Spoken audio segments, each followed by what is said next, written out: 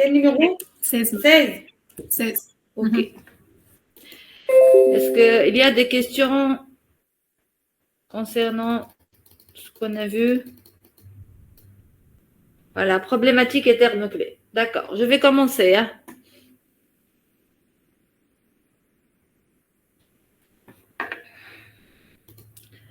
Donc, on est arrivé aux problématiques et termes clés.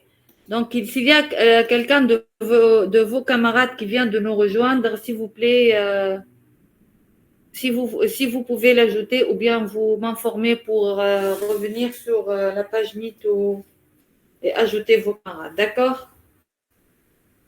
Voilà. Donc, maintenant, on va parler des problématiques, c'est-à-dire les problèmes que rencontrent les sociétés ou bien les entreprises dans un projet de Big Data. Donc, le Big Data se caractérise par la problématique des 3 V. Bon, il faut dire maintenant, on est arrivé aux 7 V et 10 V même, d'accord? Donc, il n'y a pas que 3 problèmes, il y a plus que 3 problèmes et on va les voir au fur et à mesure pendant le cours et pendant les années qui vont venir si vous comptez faire cycle ingénieur, d'accord? Voilà. Donc, on commence par le premier problème qui est le problème de volume, c'est-à-dire tant que les données sont très volumineuses, donc les entreprises trouvent un problème pour stocker ces données volumineuses, d'accord? Et aussi, il ne peut pas l'ignorer. Donc, le big data, un problème pour les entreprises qui est submergé donc de volume de données croissant, tout type. Donc, quand on dit volume croissant, le volume évolue de plus en plus. Donc, deuxième problème, c'est le problème de variété. Variété de quoi? Variété des données. Du coup, on peut avoir des données variées et ces données vont causer le problème de redondance. Pourquoi redondance? Parce qu'on peut trouver plusieurs données sous forme de plusieurs types, mais quand même, on ne peut pas stocker un type et laisser l'autre. Donc, on est obligé de stocker toutes les données avec leurs variétés différentes. D'accord? Voilà. On passe maintenant, donc j'ai dit gérer la complexité de plusieurs types de données et de schémas structurés ou non structurés. Donc, je vous ai donné la définition de données structurées et non structurées, oui ou non? Donc, c'est quoi la différence entre données structurées et données non structurées? Allez-y.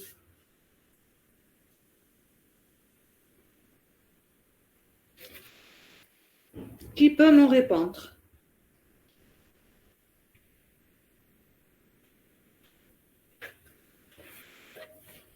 Est-ce que je vous ai donné la définition des données structurées et non structurées, oui ou non?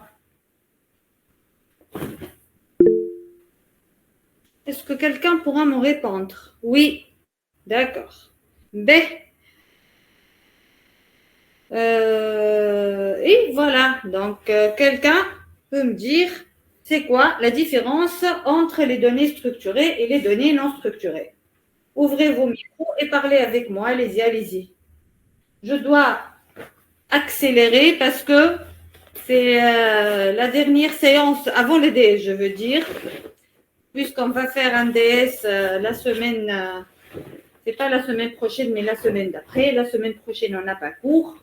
Donc, je vais accélérer pour vous donner le maximum de données et préparer pour votre DS. D'accord? Allez-y, c'est quoi la différence entre données structurées et données non structurées? Rapidement. Oui, Amini, vas-y. Une donnée structurée, c'est une donnée avant de le stocker, c'est en faire le traitement. Elle a des types déterminés comme les colonnes d'un tableau. Donc, une donnée structurée, on peut l'utiliser, oui ou non? Oui. Donc, on peut l'utiliser dans les bases de données, dans les entrepôts de données. Donc, ce sont des données traitées et analysées. OK? Voilà. Très bien. B. Les données non structurées, c'est le reste de toutes les autres types de données. Voilà. Donc, c'est ce que je veux dire. Je passe. Donc, troisième problème, c'est le problème de vitesse. Donc, parfois, les données doivent être saisies et traitées au fil de l'eau, au fur et à mesure de leur collection par l'entreprise. Pour la détection des fraudes, on qualifie de fraude toute action destinée à tromper. Donc, la falsification et l'adultération sont des exemples de fraude, par exemple. Cela veut dire quoi? Cela veut dire, puisqu'on reçoit un nombre énorme de données, du coup, on ne peut pas faire le tri ou bien filtrer les données qui arrivent pour les stocker. Donc, on est obligé de les stocker tous, même les données qui sont inutiles. D'accord? Voilà. On passe.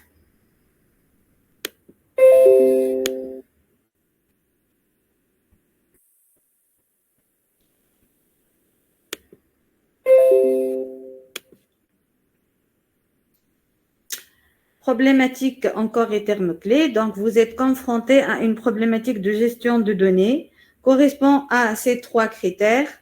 Vous ne savez plus gérer ces données avec les architectures traditionnelles.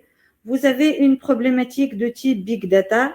Il faut en effet penser à collecter, stocker, puis analyser les données d'une façon qui ne peut plus être traitée par une approche traditionnelle pour permettre de satisfaire au quatrième V qui est la valorisation. Donc, vous comprenez, il y a la valorisation de données.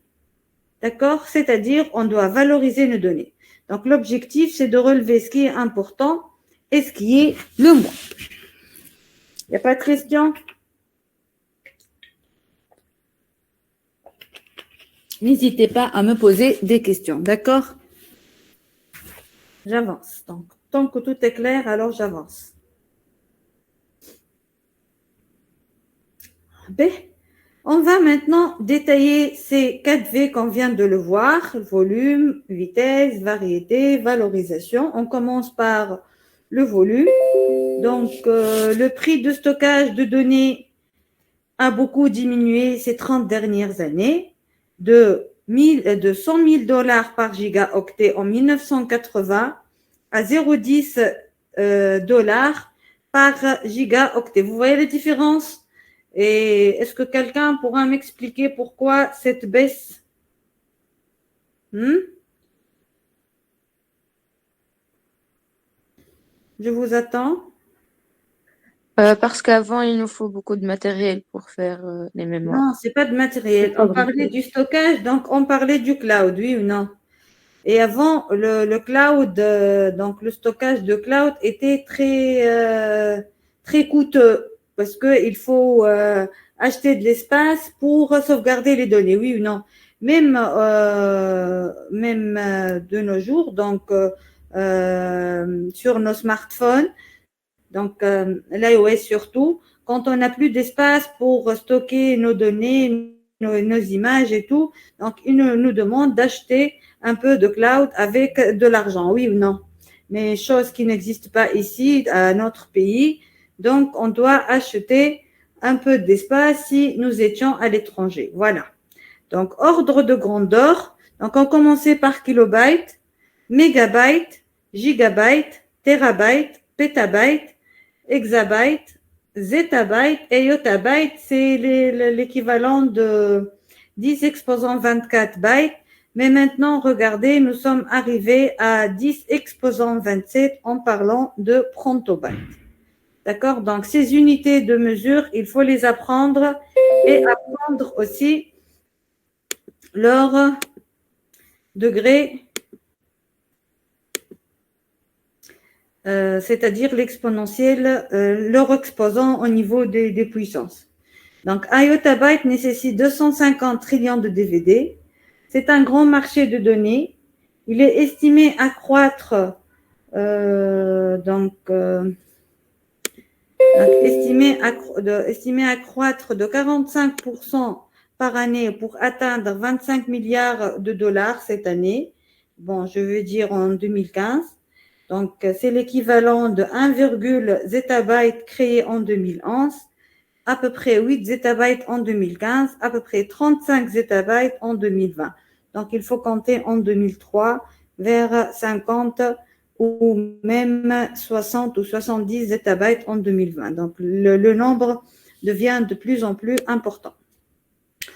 Donc, nous sommes encore dans la partie volume, donc les lieux de stockage fiables comme les SAN, les Storage Area Network, ou les réseaux de stockage qui peuvent être très coûteux. Donc, il faut choisir de ne stocker que certaines données jugées sensibles.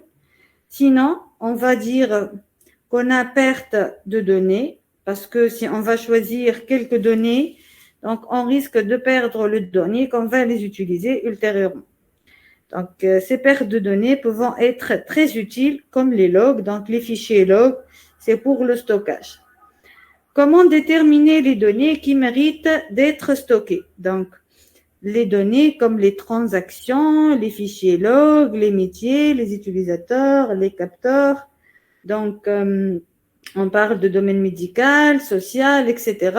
Donc, il faut dire comment on va stocker ces différentes données, donc pour déterminer ces données qui méritent d'être stockées. Donc, aucune donnée n'est inutile, certaines n'ont juste pas encore servi. Problème, donc comment stocker les données dans un endroit fiable qui soit moins cher et comment parcourir ces données, en extraire des informations facilement et rapidement. D'accord? Des questions? Pas de questions, donc j'avance. Il n'y a pas de questions, vous êtes sûr? Il n'y a pas de questions, alors j'avance. On passe maintenant à la variété. Donc, pour un stockage dans des bases de données ou dans des entrepôts de données, les données doivent respecter un format prédéfini. La plupart des données existantes sont non structurées ou semi-structurées. Donc, il ne faut pas oublier, on a combien de types de données dans le big data?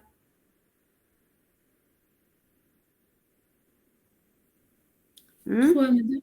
3 qui sont les données structurées, semi-structurées et non structurées. D'accord? Voilà, donc la plupart des données existantes sont non structurées ou semi-structurées. Les données sont sous plusieurs formats et types. On veut tout stocker. Exemple, pour une discussion dans un centre d'appel, on peut la stocker sous forme textuelle pour son contenu, comme on peut stocker l'enregistrement en entier pour interpréter le ton de voix du client. Donc, certaines données peuvent paraître obsolètes, mais sont utiles pour certaines décisions.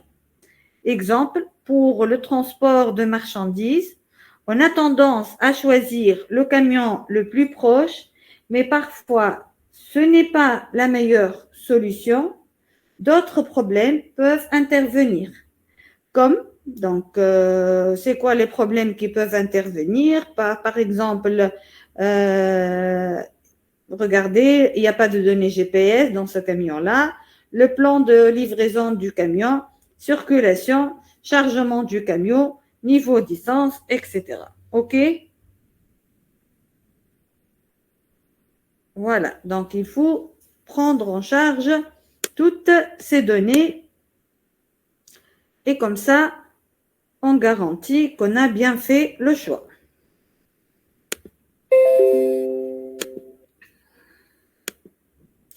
Encore dans la variété, donc les données structurées via les données non structurées. Donc pour ceux et celles qui ont oublié la définition de données structurées et non structurées, regardez. Donc les données structurées, ce sont les données que l'on peut clairement codifier et identifier. Les données d'un tableur, sont typiquement les données structurées, parce que les données d'un tableur, ce sont les données ou bien les cases d'une base de données, d'un tableau de base de données. Donc, on peut comprendre leur signification en croisant les titres de la ligne et colonne dans laquelle se trouvent les données. Les systèmes d'analyse algorithmique ont depuis toujours été développés pour traiter ce type de données.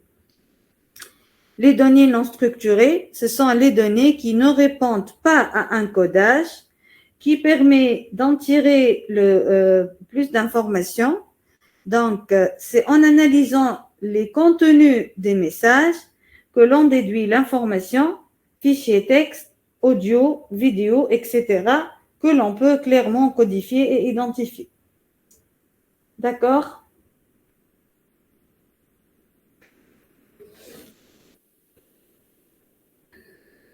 Donc, voilà un schéma qui explique. Alors, qui vient de nous rejoindre maintenant? Voilà. Donc, je termine.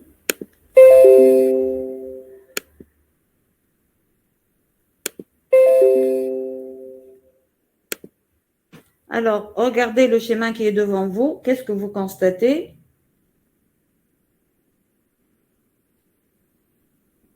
Donc, Big Data, c'est un ensemble de données structurées. Et quand on dit données structurées, ce que les entreprises exploitent aujourd'hui, et des données non structurées, ce que les entreprises ne savent pas encore l'exploiter, mais quand même, ce sont des données stockées et sauvegardées. OK? On passe au troisième V, qui est le vélocité ou bien vitesse. Donc, quand on dit vélocité, on dit aussi vitesse. On parle de la rapidité d'arrivée des données. Donc, vitesse de traitement de données. Les données doivent être stockées à l'arrivée, parfois même des téraoctets par jour. Sinon, risque de perte d'informations. Donc, exemple, il ne suffit pas de savoir quel article un client a acheté ou réservé. Si on sait que vous avez passé plus de 5 minutes à consulter un article dans une boutique d'achat en ligne, il est possible de vous envoyer un email dès que cet article est soldé. Alors, qu'est-ce que vous constatez? Allez-y, ouvrez vos micros et d'après ces trois problèmes, donc qu'est-ce que vous avez retenu? Allez-y, allez-y. Je ne vais pas te parler toute seule. Hein.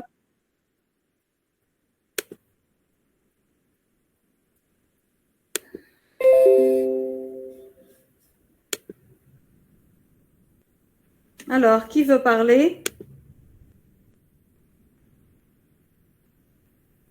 Madame, j'ai une question. La question.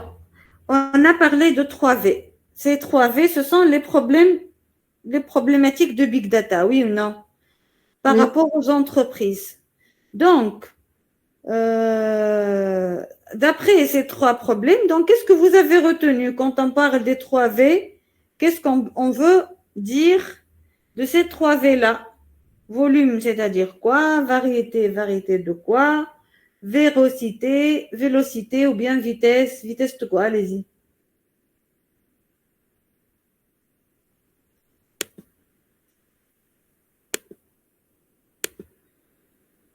On a beaucoup de données à traiter dans un temps très court. Non, non, c'est pas ça. Donc, c'est pour cela que j'ai posé cette question-là. Tu parles de quel V, Houni? Qui parle? C'est Ashkoun, يحكي معي. فرح madame. Farah? أي لازم Oui, Farah.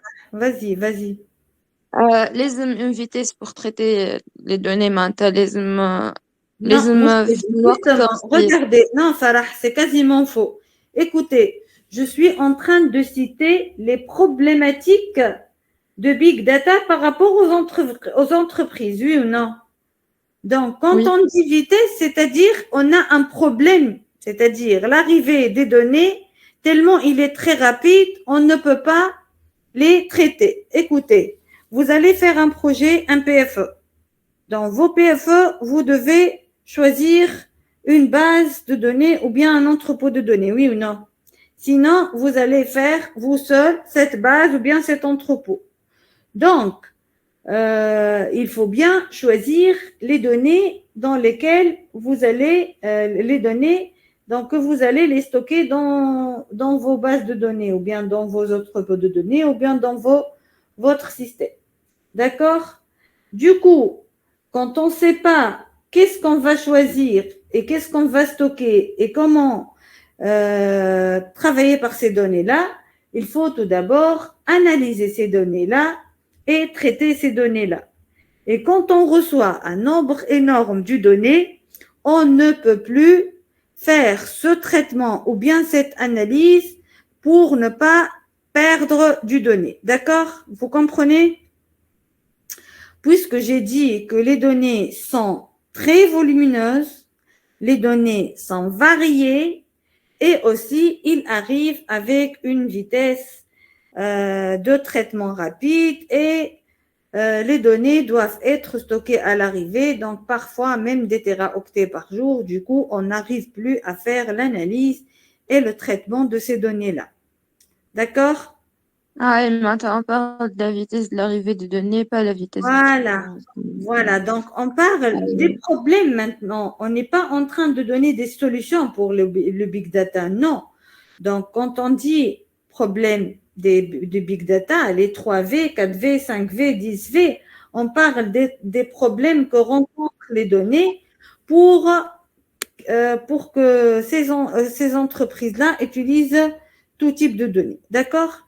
Donc, on passe Oui, à oui. autre chose. On passe à la 4e V, qui est la visualisation. Alors, est-ce que vous avez une idée? Qu'est-ce qu'on veut dire par visualisation?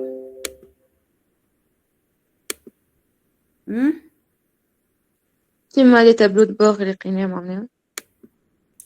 صحيح, très bien. Donc, à quoi sert la partie visualisation? Allez-y. Pour savoir si j'ai atteint mon objectif ou pas. Pour le comparer avec l'objectif. Bon, pour comparer avec l'objectif et quoi d'autre? Analyse معناها. صحيح, مع l'analyse. l'objectif Qu'est-ce d'entreprise. qu'on trouve, Martha? Qu'est-ce qu'on veut dire par à quoi sert la partie visualisation? Elle aide à la prise de la décision. Très bien, elle aide pour la prise de la décision. Très bien, très bien. Est-ce que vous avez une définition de la visualisation? Oui ou non? في الكور معناها مادام. Comme définition de la visualisation, voilà, je vous donne la définition de visualisation, puisque vous allez utiliser ça. Non, madame, معلش définition. D'accord, donc prenez vos stylos et vos papiers, ou bien prenez votre support de cours et à l'envers de ce transparent, donc transparent 24, vous allez écrire les détails de la visualisation. D'accord? Attendez-moi quelques minutes, quelques secondes.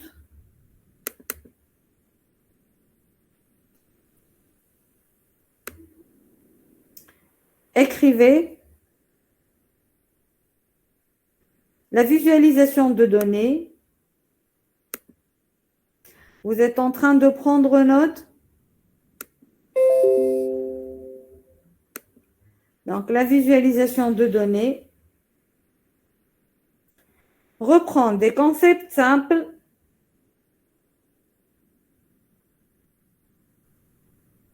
La visualisation de données reprend des concepts simples qui se réfèrent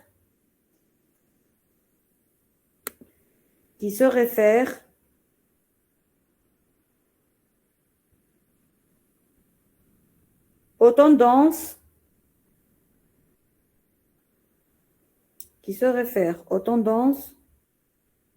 d'organisation des éléments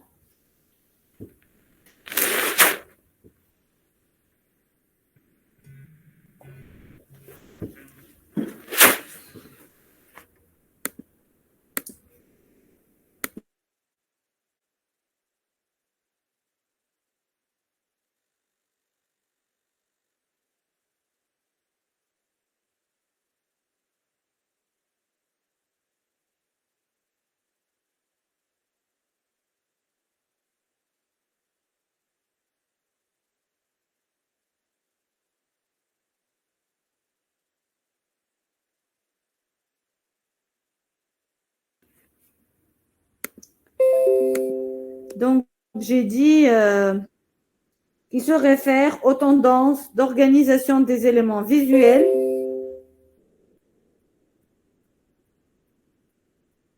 Cela permet de distinguer facilement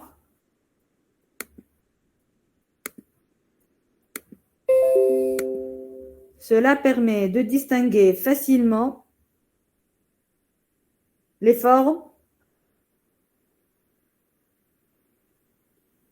grâce à des jeux de couleurs,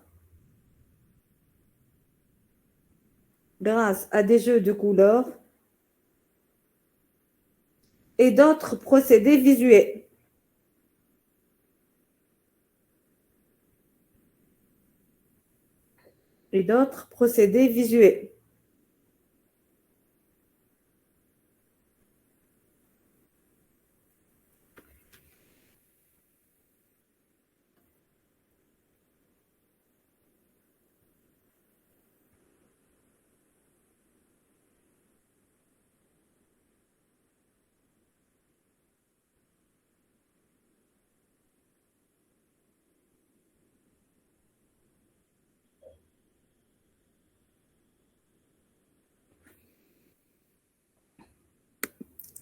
À la ligne, la data visualisation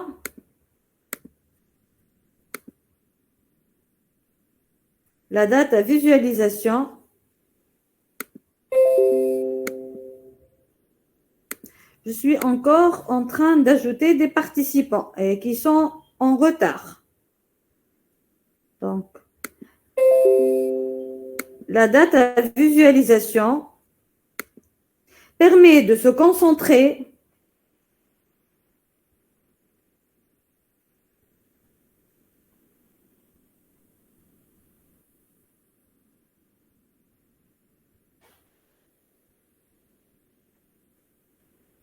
sur l'essentiel. Donc, permet de se concentrer sur l'essentiel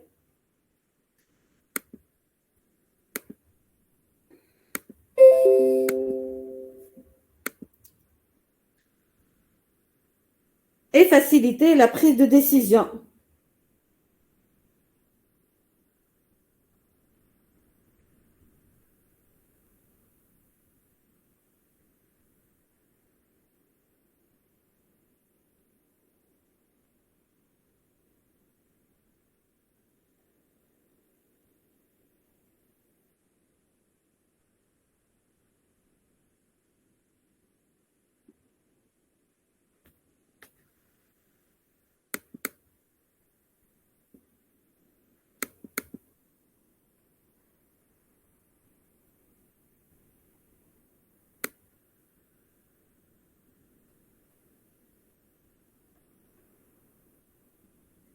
Écrivez la data vise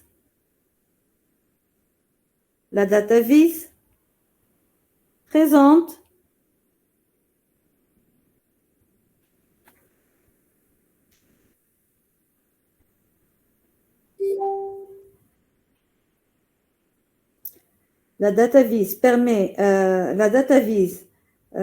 présente un gain de temps, souligner un gain de temps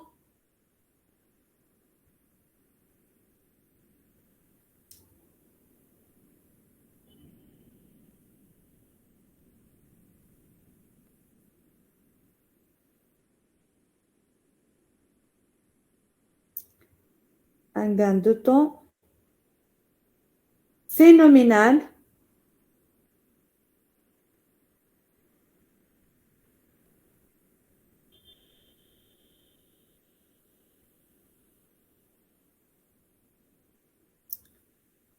point.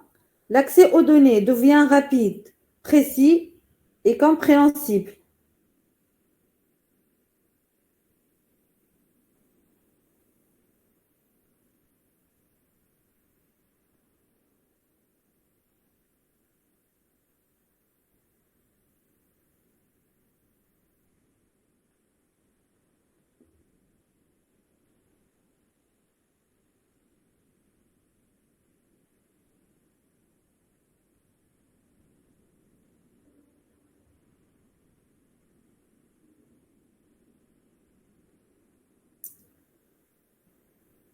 à la ligne. Les données des entreprises sont souvent éparpillées. Ça, c'est un exemple. Hein. Écrivez exemple. Les données des entreprises sont souvent éparpillées sur divers supports.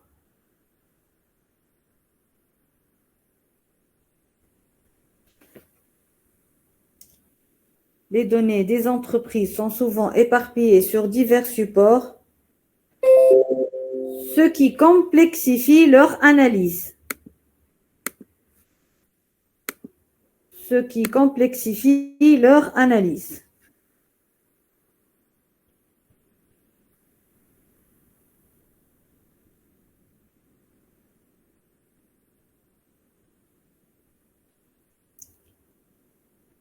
D'accord? Vous avez réussi à écrire tout? Alors, à la ligne, la data vise va permettre leur regroupement sur un seul écran, la data visualisation, ou bien la data vise va permettre de leur regroupement sur un seul écran.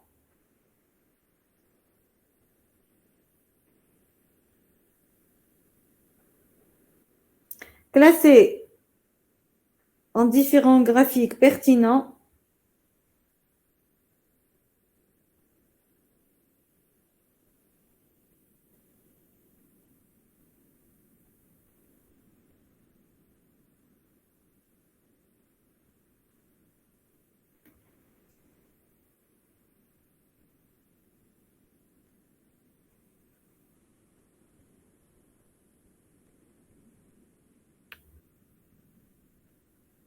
Donc, classés en différents graphiques pertinents. Point. Ces indicateurs peuvent être rassemblés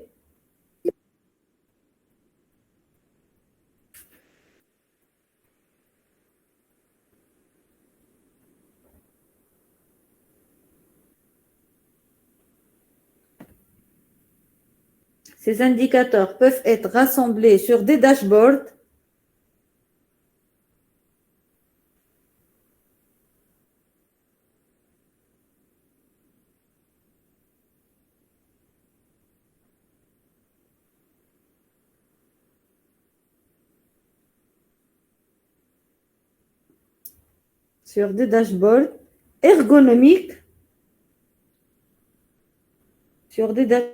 ergonomiques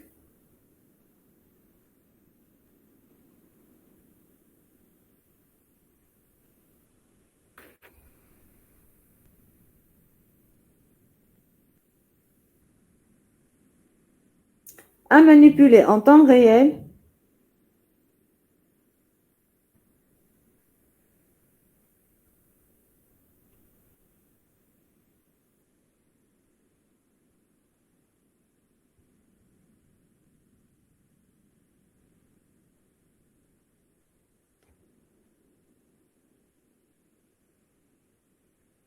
et affichent des tendances qui ne peuvent être perçues que visuellement.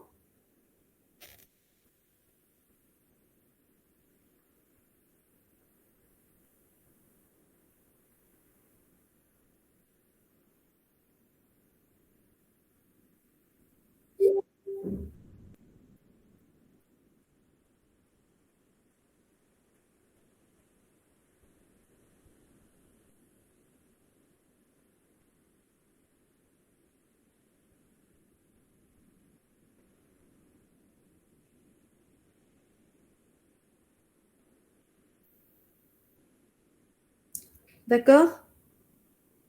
Donc, pour finir, vous allez écrire donc flèche cela facilite énormément la prise de décision. Cela facilite énormément la prise de décision. ربي المازالوا قاعدين يدخلوا توا للكور بعد plus que 30 minutes. Alors c'est pas sérieux.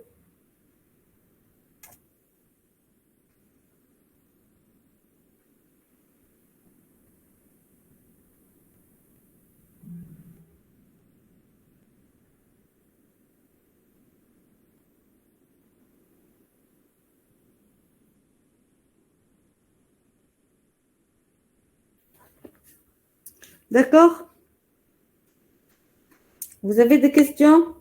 Vous avez pris note? Oui, madame. Très bien, voilà. Donc, on revient à notre cours. Donc, regardez, c'est ça la visualisation. Pourquoi, en fait, j'ai insisté? Parce que si vous allez faire un PFE BI, donc vous allez beaucoup utiliser le terme visualisation ou bien data vis. Du coup, vous devez avoir une connaissance sur la visualisation. Mais personne ne m'a posé la question, Madame, qu'est-ce qu'on veut dire par ergonomique, les dashboards ergonomiques? Qui a une réponse? Je pense que je vais certainement trouver ça dans vos PFE, dans vos rapports, le mot ergonomie.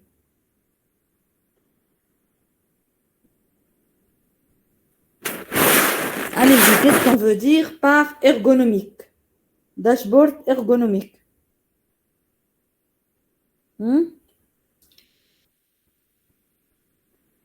مادام مش معناها كان داشبورد ايكونوميك يعني très simple à comprendre. Très bien. Donc, l'ergonomie, regardez, certainement, dans les projets, comme dans vos PFE, il y a les besoins fonctionnels et les besoins non fonctionnels. Dans les besoins non fonctionnels, on va trouver parmi les besoins l'ergonomie. Donc, c'est-à-dire comment vous devez créer vos interfaces avec une très haute qualité, c'est-à-dire couleur, police, taille et tout ça. D'accord? Ergonomie, c'est-à-dire choix du couleur, choix de la police, choix de la taille, et tout ce qui concerne la partie visuelle des interfaces. Donc, pour avoir معناتها تصويرة تجي واضحة avec des captures ظاهرين avec فهمتوا donc l'interface en machine donc pour que l'utilisateur peut avoir une utilisation simple sur les interfaces, donc côté couleur, taille c'est-à-dire taille de l'écriture, tout ça. D'accord? Donc voilà, l'ergonomie, c'est la qualité de la présentation de ces dashboards-là. Voilà, j'espère que vous avez compris. Donc je reviens sur notre cours. Voilà, donc je termine. Le big data, ce n'est pas simplement de volume de données considérable changé, mais aussi variété de contenu, de formats et de sources infinies, ainsi qu'une véritable problématique de maîtrise de la vitesse, de création et de mise à jour des données. Enfin, et pas des moindres, donc la big data met en opposition deux nécessités a priori contradictoires, celle de rationaliser et rendre accessibles les données qui se comptent pourtant en milliards. C'est là qu'intervient le besoin d'une visualisation de données optimale et adaptée à une exploitation très opérationnelle de cette big data avec trois objectifs finaux.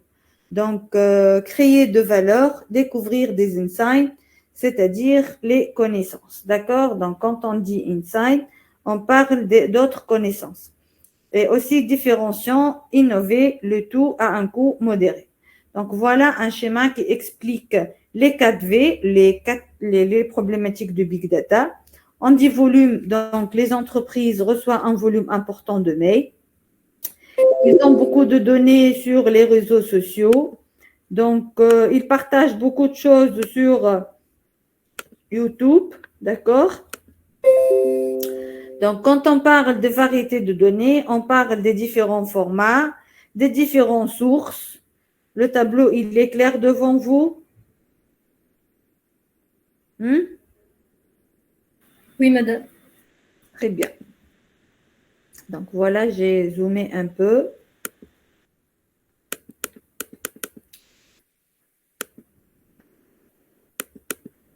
Donc, des sources. Quand on dit format texte, audio, vidéo, quand on dit source, les slides, les réseaux sociaux, les téléphones mobiles, les données GPS, les puces, etc. Quand on dit vitesse, donc besoin de traiter en temps réel des flux considérables qu'ils doivent impossible de stocker. Quand on parle de la visualisation, c'est un enjeu de taille pour simplifier et rendre accessible toute cette quantité d'informations. Donc voilà, donc tout ça pour créer de la valeur, découvrir des insights, des connaissances différentes et pour l'innovation avec un coût modéré. On passe à autre chose. Donc, à la 5e V, donc c'est la véracité. C'est quoi la véracité? Donc, on peut classifier les données traitées sous le chapeau de Big Data en deux principaux types. Les données des entreprises et les données en dehors des entreprises. Mais c'est quoi la différence entre données des entreprises et données en dehors des entreprises?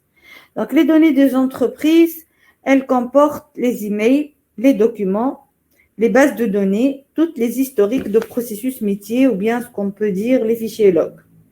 Les données en dehors des entreprises, elles englobent les bases de données externes, publiques ou fournisseurs de données. On parle de contenu échangé via les réseaux sociaux ou bien en ligne, les historiques de navigation et de recherche, les données transmises par les objets connectés, etc. Donc, on parle de la véracité. Donc, c'est la qualité des données qui s'introduit. D'accord? Donc, c'est quoi la véracité? C'est la qualité de données qui s'introduit. Donc, les données doivent être nettoyées, essuyées et mises en cohérence avant de pouvoir être analysées et croisées avec les données internes. On peut parler un peu de la notion d'ETL. La qualité des données dépend de deux facteurs. Les données peuvent être inexactes, incomplètes ou structurées d'une manière qui les rend difficiles à analyser, mais quand même, on doit les garder. Donc, il devient indispensable de vérifier la crédibilité de la source et la qualité de contenu préalablement. Il n'est pas toujours facile d'anticiper quelles sont les données qui seront utiles à l'entreprise. Donc, il faut bien étudier et définir le besoin réel pour ne pas dépenser ces sources à l'analyse de données qui peuvent être inutiles. Est-ce que vous avez compris qu'est-ce qu'on veut dire par la véracité? Allez-y avant d'avancer. Voilà, si vous avez compris, j'avance. On passe maintenant aux chiffres clés et aux forces majeures. Les chiffres clés. Donc, il y a des chiffres importants qui s'ajoutent aux nouveaux concepts et notions soulevés par le Big Data. Plus de 2 milliards de vidéos regardées sur YouTube chaque jour et 220 milliards de recherches sur Google chaque mois. Vous voyez? Donc, on est en train de calculer la quantité de données. Donc, 30 milliards de contenus de statuts, de photos, de vidéos, des événements, etc. sont ajoutés sur Facebook par mois par plus de 600 millions d'utilisateurs actifs et bien même plus de nos jours. Le nombre d'appareils connectés à Internet a dépassé le nombre d'humains en 2008. La compagnie de Social Game traite 1 pétabyte, 1 million de gigabytes de données chaque jour. Le marché du Big Data et les Big Analytics ou brouillage de données pourraient représenter près de 250 milliards de dollars sur 4 ans. En fin de 2011, il y avait 20 foyers moyens en généré plus de trafic que la totalité des utilisateurs Internet en 2008. On estime que les données de mauvaise qualité coûtent plus de 600 milliards de dollars par année aux entreprises américaines.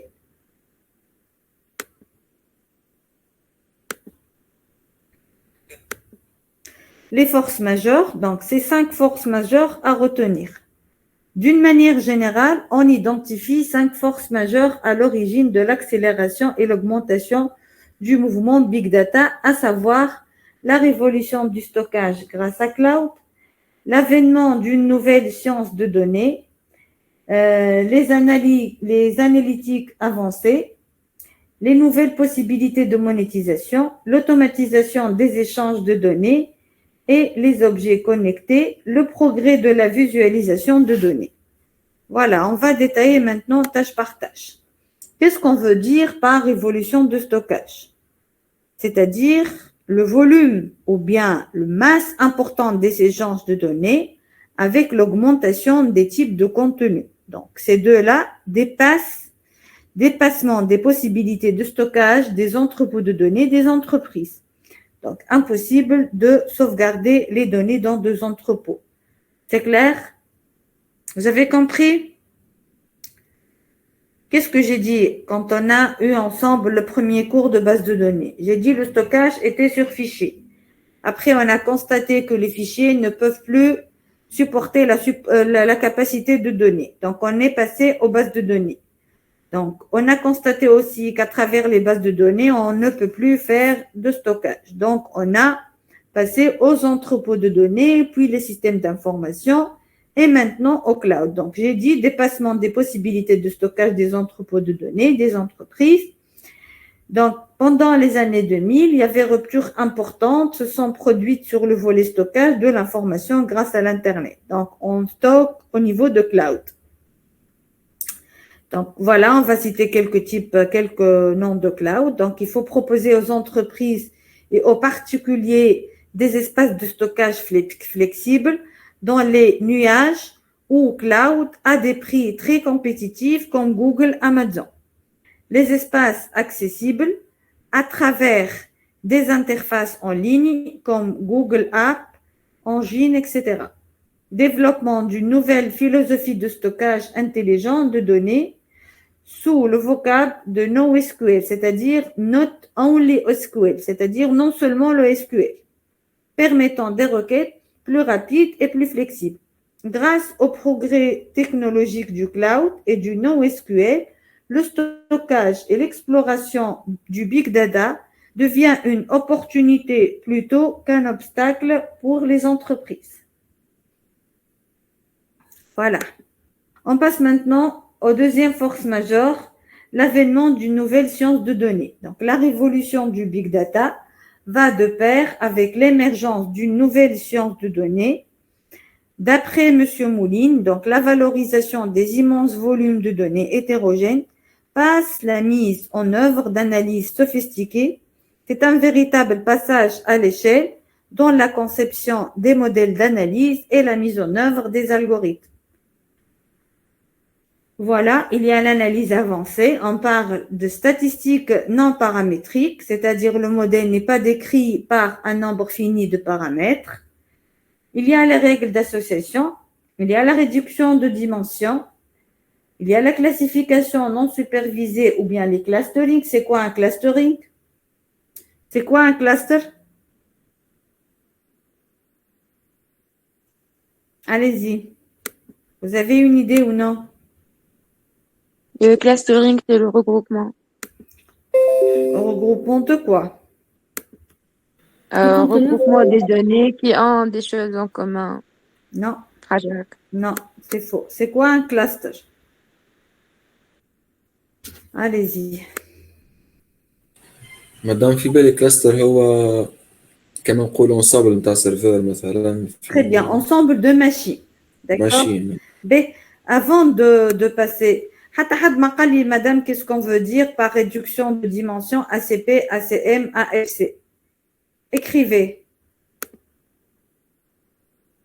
ACP, c'est analyse en composantes principales. ACM, analyse des correspondances multiples.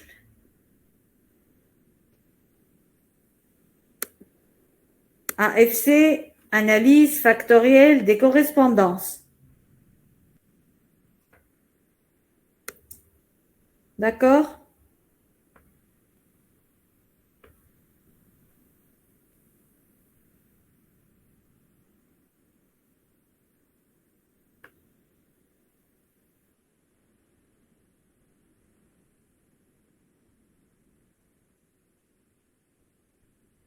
نقدم شوية ونرجع نعطيكم définition تاع cluster. C'est quoi la monétisation? Hmm? On a tout à l'heure monétisation. Hatta had mas'alni, qu'est-ce qu'on veut dire par monétisation? La monétisation, donc normalement, c'est un peu de l'économie qui a un apport de nouvelles sources de paiement dans le circuit économique. D'accord? Donc la monétisation provoque mécaniquement une augmentation de la monnaie disponible et en contrepartie des nouvelles dettes. Voilà. D'accord? مدام Oui. تنجم تفسر لنا أكثر شو معناها المونيتيزاسيون؟ Un titre comme c'est un apport de nouvelles sources de paiement dans le circuit économique produit par des banques commerciales ou n'importe quel type de banque. Je répète. Donc, la monétisation, c'est l'apport de nouvelles sources de paiement dans le circuit économique produit par les banques commerciales ou n'importe quel type de banque. D'accord? Oui, madame. Voilà. J'avance.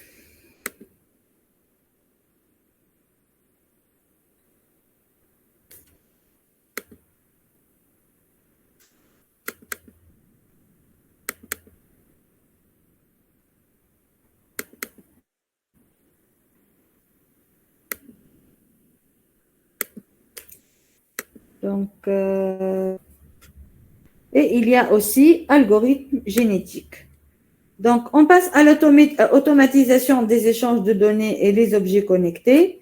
Donc, d'après Monsieur Jean-François, qui est le vice-président et le directeur scientifique de Thales France, le transfert extrêmement massif d'informations multimodes, comme les vidéos, images sans localisation, en plus du texte et des données structurées via les smartphones.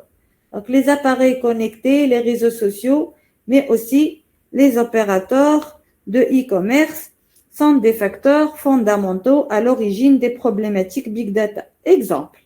Donc, chaque fois qu'on visite un site, qu'on clique sur un lien depuis un ordinateur ou un smartphone, le comportement de l'utilisateur sur le site est automatiquement enregistré et analysé pour déterminer son profil, ses intentions d'achat et ses goûts, donc généralement, vont être stockés. Donc, chaque étape du parcours de l'utilisateur peut être analysée pour comprendre les facteurs qui ont influencé sa décision d'achat et les critères qui lui sont indifférents. De la même façon, son décodeur TV analyse et transmet en temps réel des informations sur les comportements devant la télévision. Je vous explique. Donc, parfois, vous avez entendu parler des statistiques quand on dit, par exemple, que la chaîne Hiwar Tounsi a une nisbat mushahida, oui ou non? Donc, comment ils ont déduit ça? À travers les données stockées sur les satellites. Vous comprenez? Donc, et aussi, regardez, de la même façon, son décodeur TV analyse et transmet en temps réel les informations sur le comportement devant la télévision. Connaître ce qu'il regarde, s'il zappe dès le début des publicités, s'il regarde plus souvent la télévision, seul ou à plusieurs. Vous comprenez? Donc, tout ça est devenu donc primordial grâce à ces données enregistrées sur cloud. D'accord? Et le dernier, donc, force majeure, est de la visualisation de données. Donc, les utilisateurs ou bien les décideurs doivent pouvoir visualiser et comprendre les résultats. Le reporting, version Big Data, doit être conçu pour pouvoir trouver une aiguille dans une botte de foin. Donc, à titre comme exemple, on parle de la data visualisation. J'ai déjà expliqué ça. Donc, les dashboards, donc sous forme des graphes, des données, des détails. Donc, voilà, exemple, les tableurs, les quick view. Donc, aide à la sélection de graphiques sur l'axe de données, l'axe des ordonnées. Donc, voilà. Donc, les présentations peuvent être simples, dynamiques. Il faut choisir ce qu'on veut montrer. Un graphique n'est qu'une prise de décision. Donc, pour la réalité et faciliter l'utilisation. D'accord? Importance du défi du Big Data. Donc, je vais terminer avec ces deux derniers transparents. On passe importance du défi du Big Data. Donc, dans la technologie de l'information, il faut améliorer la sécurité, diagnostiquer les anomalies et le dépannage en analysant les structures dans les logs existants. Au service chargé de clientèle, en utilisant les informations des centres d'appel afin d'obtenir les modèles de clientèle et donc d'améliorer la satisfaction de clients par la personnalisation des services. Dans l'amélioration des services et des produits à travers l'utilisation du contenu des médias sociaux, en connaissant les préférences des clients potentiels, l'entreprise peut modifier son produit afin de répondre à une plus large gamme de personnes, dans la détection de la fraude, dans les transactions en ligne pour tout type d'industrie, dans l'évaluation des risques en analysant les informations provenant des transactions sur le marché financier. Donc, tout ça, ça entre dans l'importance du Big Data. Pour le défi, donc, afin de déterminer la meilleure stratégie pour une entreprise, il est essentiel que les données qu'on compte sur soient correctement analysées.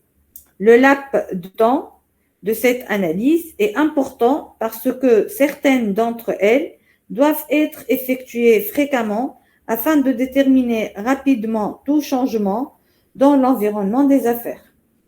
Il y a des nouvelles technologies, donc ça cause un problème organisationnel parce qu'il y a des technologies qui ne sont pas compatibles sur quelques types de données. Donc, du coup, il faut toujours revenir sur l'analyse et le traitement de données par rapport à ces nouvelles technologies. Donc, la nécessité des spécialistes de l'informatique, ce sont les systèmes d'aide à la décision. Pour qu'une entreprise prenne l'initiative de Big Data, elle doit s'engager des experts ou former les employés existants dans ce nouveau domaine. Donc, la confidentialité et la sécurité, comme le Big Data englobe une grande quantité de données complexes, il est très difficile pour une entreprise de trier ces données selon des niveaux privés et d'appliquer la sécurité adéquate. Donc, en outre, la plupart des entreprises aujourd'hui font des affaires à travers des pays et continents et des différences entre les lois privées sont considérables et doivent être prises en considération lors du démarrage de l'initiative de Big Data. Voilà. Donc, je vais m'arrêter à ce niveau-là, mais avant de quitter, s'il vous plaît, est-ce que vous avez des questions? Vous avez un DS la semaine, donc c'est pas la semaine prochaine, puisque la semaine prochaine, puisqu'on n'a pas cours. Donc, votre DS sera dans la semaine du 6 novembre. D'accord? Sur tout ce qu'on a vu, donc dès le début des cours, jusqu'à ce transparent-là. Donc, il faut bien préparer. Vous allez peut-être avoir des questions de cours, des définitions, ou bien un QCM. Je ne sais pas encore comment je vais vous donner le DS. Mais voilà, si vous avez des questions, je suis à votre disposition.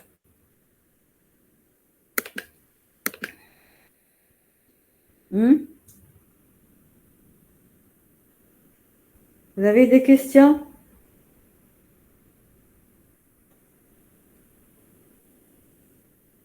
Il n'y a pas de questions? Madame, t'as l'interne ou l'externe, t'as le mail ou les réseaux sociaux. عطيني transparent قداش؟ حكينا فيه على الميل والريزو سوسيو قلنا الميل interne والاخر externe. Les données provenant de mail ou des bases de données. C'est quel transparent, يا فرح؟ ما نعرفش الرقم تاعو قداش مانيش كيفاش نتبع. عندك سيبور دو كور؟ كل عندكم سيبور دو كور ولا؟ لا مش قدامي توا علاش ملي. Je sais pas si tu parles dans quel transparent. Voilà, je suis en train de reculer. هنا اي في هذي التصويرة أي. هوني. لا لا لا ارجع بسلايد قدم انت. اي هذي. وين؟ قولي à quel niveau? Donner des entreprises et donner en dehors des entreprises. B. Donc, on peut classifier les données traitées sous le chapeau de Big Data en deux principaux types. Les données des entreprises, elles comportent les emails, les documents, les bases de données, toutes les historiques de processus métiers, les fichiers log. C'est normal. Les données en dehors des entreprises, elles englobent les bases de données externes, comme public, fournisseurs de données, contenus échangés via les réseaux sociaux, en ligne, les historiques de navigation de recherche et les données transmises par les objets connectés. هنا اش معناتها؟ معناتها فما كيما les sociétés اللي يبيعوا en ligne, d'accord? فما des sociétés يبيعوا en ligne وفما des sociétés اش يعملوا؟ عندهم اللوكال نتاعهم يبيعوا من اللوكال. مثال نعطيك deux exemples. La marque Zara. Donc la marque Zara ما عندهاش des ventes en ligne, il y a grande vente voilà locale. مش لوكال هي انترناسيونال معناتها دون لو موند اونتي عندها دي ماغازان وعندها دي سوسيتي ولي فورنيسور وفما دي انتربريز هما كيفاش معناتها ils vendent leurs produits على les réseaux sociaux d'accord voilà هوني دونك ça se diffère منين ياخذ لي برودوي نتاعو منين يبيع ساعات احنا تو ندخلوا على فيسبوك نلقاو فما دي باج qui vend معناتها le même produit mais avec des prix différents واحد يقول لك livraison gratuite الاخر يقول لك frais de livraison tu vois donc معناتها des données des entreprises des données فما des données des entreprises عندهم des données fixes يخدموا بهم يخدموا معناتها à l'échelle internationale et tout وفما des données en dehors des entreprises معناتها هو باش يعرف produit هذاك يلزم يدخل على الانترنت ويشوف les bases de données les bases de données externes qui fait ils vendent ces produits-là, حاجات publiques, les fournisseurs de données, فهمتوا عليه.